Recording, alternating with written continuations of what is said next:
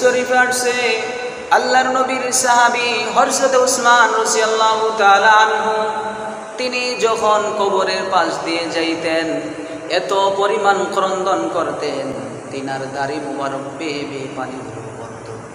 কোন সাহাবা জিজ্ঞাসা করলেন, হে উসমান, আপনি আল্লাহর নবীর দরবারে থাকেন, আল্লাহর নবী জান্নাত জাহান্নামের কথা আলোচনা করেন, জাহান্নামের সেই ভয়াবহ দৃশ্যর কথা আলোচনা করেন, আপনি সেই আলোচনা শুনে এত পরিমাণ ক্রন্দন করেন না, এই কবর দেখে কেন এত পরিমাণ ক্রন্দন করেন? হযরত উসমান রাদিয়াল্লাহু তাআলা আনহু বলেন, আল্লাহর নবী সাল্লাল্লাহু আলাইহি ওয়াসাল্লাম বলেছেন, ইন্নাল কবরা আউয়ালু মানজিলিন মিন মানাজিলিল আখিরাহ, এই কবর হচ্ছে মুসলমানের সর্বপ্রথম ঘাঁটি। অতএব এই কবর থেকে যদি কোনো বান্দা নাজাত পেয়ে যায়, বাকি সমস্ত ঘাঁটিগুলো তার জন্য সহজ হয়ে যাবে।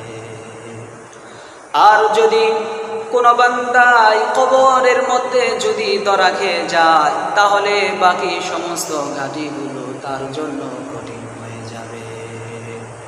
শুধু তাই নয়, আল্লাহর নবী বিশ্ব নবী জনাবে মুহাম্মদুর রাসূলুল্লাহ সাল্লাল্লাহু আলাইহি ওয়াসাল্লাম বলেন, মা রাআইতু মানজারান কত্তু ইল্লা ওয়াল আবসাউ মিনহু।